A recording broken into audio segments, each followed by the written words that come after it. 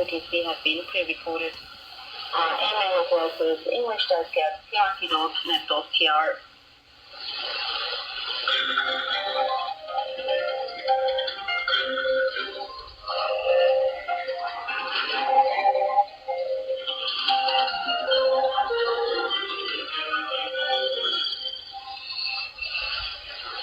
But first, in news.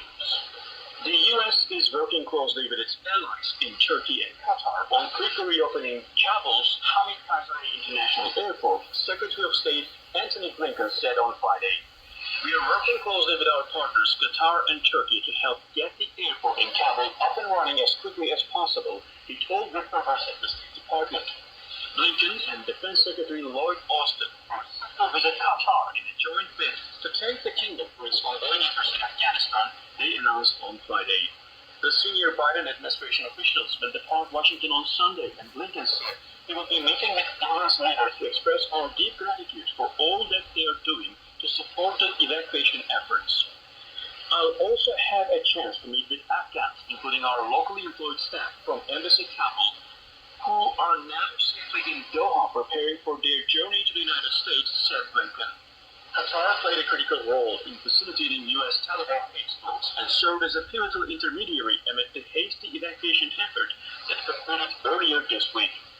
During his travel, that will also take him to Bahrain, Kuwait, and Saudi Arabia.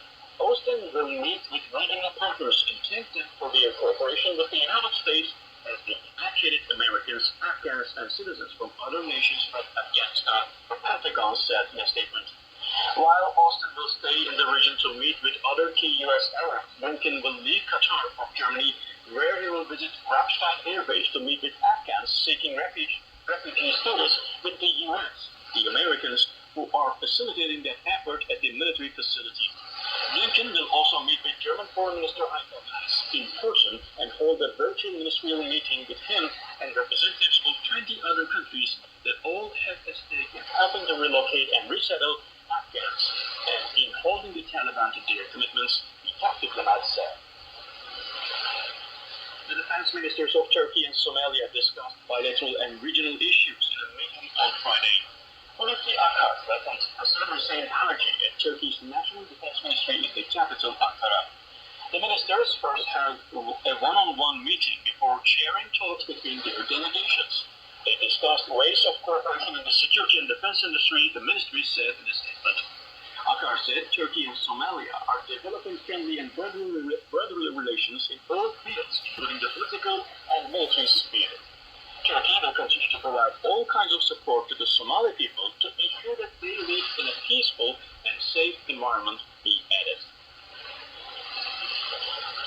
U.S. President Joe Biden directed the Justice Department on Friday to carry out a declassification review of sensitive documents from the FBI's 9/11 investigations that may incriminate senior Saudi officials. Biden pledged on the campaign trail to order the declassification of the documents despite likely blowback from Riyadh, and said in a statement issued ahead of the 20th anniversary of the September 11 terror attack, he is honoring that commitment.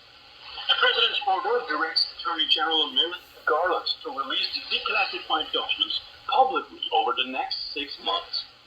We must never forget the enduring pain of the families and loved ones of the 2,977 innocent people who were killed during the worst terrorist attack on America in our history, Biden said. The announcement comes as the president faces pressure from the nearly 1,800 victims' relatives to not attend memorial events this month, marking the attack's 20th anniversary if the documents are not released. During his White House run, Biden vowed to direct the Attorney General to examine the merits of all cases related to the files and to err on the side of disclosure in cases where, as here, the events in question occurred 2 decades or longer ago. The 9/11 families are right to seek full truth and accountability, Biden wrote in an October 7th letter.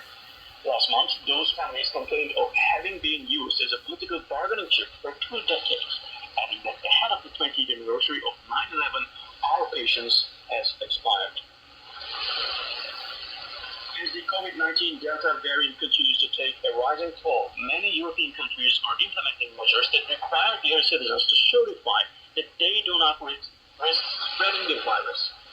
In Germany, only those who have been vaccinated or recovered from the virus will provide a negative test result and enter public spaces, indoor venues such as restaurants, theaters, cinemas, and events such as outdoor concerts.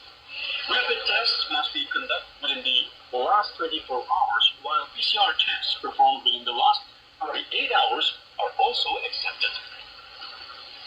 In France, on August 9th, the French government launched its COVID-19 health pass policy for entering public and social places such as restaurants, cafes, and long-distance transport.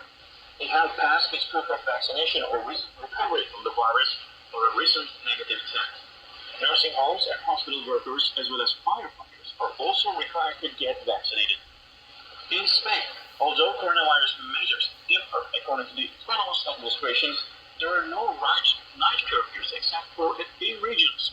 Restaurants and bars in the country close at 1 a.m. Mask and social distance obligations continue in closed areas, concerts, and sports activities. In Belgium, even though Belgium lifted almost all coronavirus measures at the beginning of this month before big events, it requires a document proving that a person was vaccinated for COVID-19, got a negative test result within 48 hours, or recovered from the virus. In Bulgaria, as part of a new coronavirus measure that will be valid from September 7 to October 30, working hours in restaurants and other places have been limited to 7 a.m. to 11 p.m. Those who have to be a distance of 1.5 meters between customers and a maximum of 6 people at the same table. In Greece, people are required to prove with the EU digital COVID certificate that they are fully vaccinated or have negative test results. Proof of vaccination will also be required for plane, ship, train, and bus travel.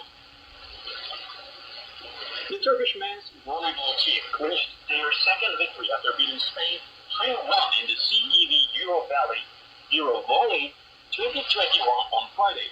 Turkey won the match with 25-16, 29-31, 27-25, and 25-23 sets at the Tampere Ice Stadium in Finland.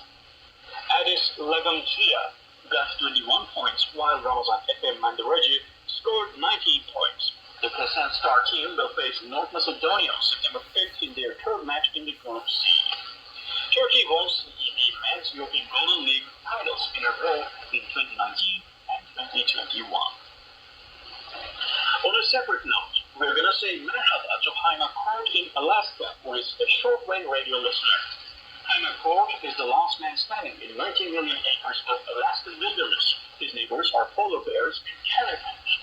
In 1980, U.S. President Jimmy Carter established the Arctic National Wildlife Refuge in the Alaskan interior, cutting off 19 million acres of prime boreal wilderness from the midst of fur trappers, oil tycoons, and would-be large owners alike. Only 6 families of white settlers were grandfathered in and allowed to keep cabins in the refuge. Of them, only one still stays there year-round, living off the land. His name is Haima Court, and he is basically the Omega Man of America's final frontier. If he is listening to us right now, we say hello from Turkey. You can find out more about his story on YouTube in a vast report with the title Surviving Alone in Alaska. My name is Omar.